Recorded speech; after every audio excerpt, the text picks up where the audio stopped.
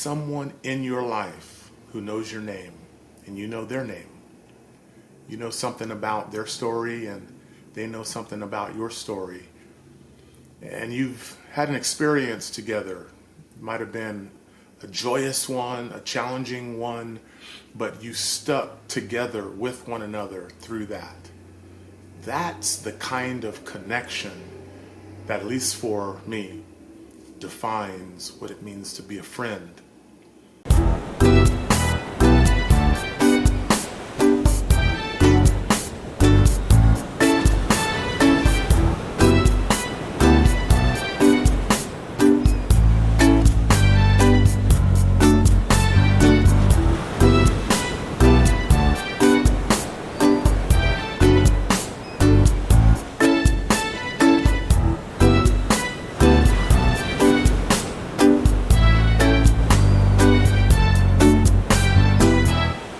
I know that I have a narrow definition of the word friend or the concept of friend, and it is fairly conservative and narrow because over the years I've learned that a friend is a special kind of relationship.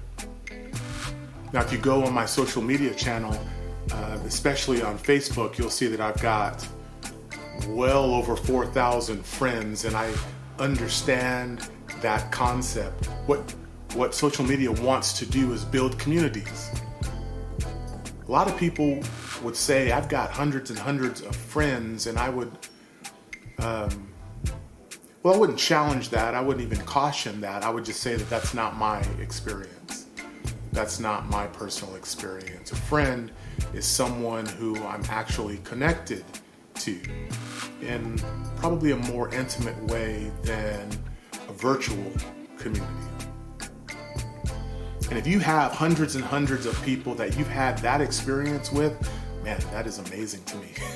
I don't know that experience, probably because I tend to keep personal things fairly close to my chest. And so I rarely allow everyone to come into my life and my space. I think that tends to play out in my artistic temperament as an artist, as somebody who is extremely creative.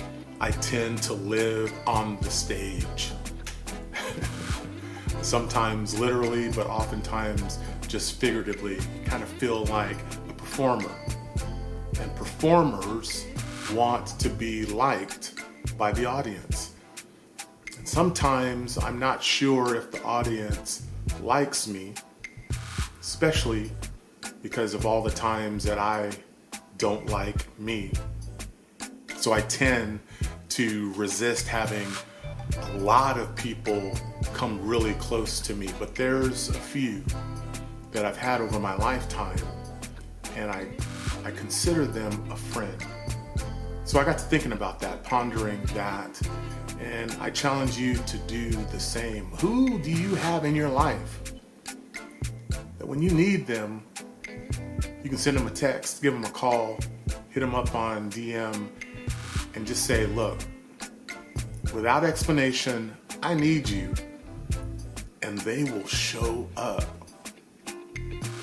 Man, that is a gift that most people in the world, I suspect, don't have.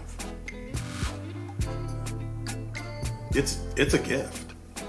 I mean, it is a rare diamond in the rough. And I have some of those. And if you don't have them, maybe think through, how can you initiate the kind of connection with someone with as little strings attached as possible, and you can really know them and be vulnerable enough to be known by them. That's going to be a challenge, because now we're getting into trust, and trust is hard to develop, but it starts with a friendship, a relationship.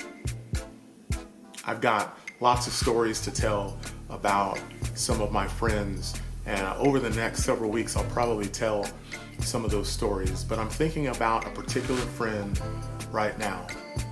Someone who I care deeply about, and I know that he's been going through it. It's been a long health battle, and the challenge of overcoming this battle has been more than problematic. It has seemed like it's a mountain too high to climb. And at least today it seems like it'll take a miracle for him to overcome that battle. And he is a friend. And when you have a friend and they're hurting, you hurt as well. When there's a friend in your life and you are hurting, they are hurting as well. So the things that you care about, they start caring about, and vice versa. Those events, those instances in your life that burden you or wound you, when you have a friend, that friend begins to feel some of that burden. And they begin to embrace some of that wounding because you're friends and they don't want you to carry that by yourself. On Facebook, I've got 4,700 something friends, something like that. And I'm grateful for that community and those new connections because I'm very relational. But there's only a couple of people that if I sent them a text and I said, I need you, they'd figure out a way to get on an airplane and come and find me. And I feel very blessed for that because that is a gift. And I hope that you have that gift. And if you don't, maybe initiate. Try to see if there's someone around you or someone you can find that you can begin to build, to pour into one another. Not with expectations, but just because you know that you need someone in your life who knows your name and you know their name. You know something about their story and they know something about your story. And you've had an experience together. It might have been a joyous one, a challenging one, but you stuck together with one another through that.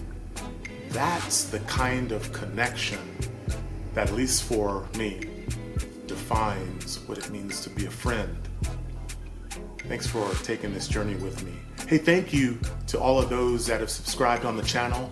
Hey, would you do me a favor? Just take the next few moments, click like on this video. If you haven't already subscribed, please do that.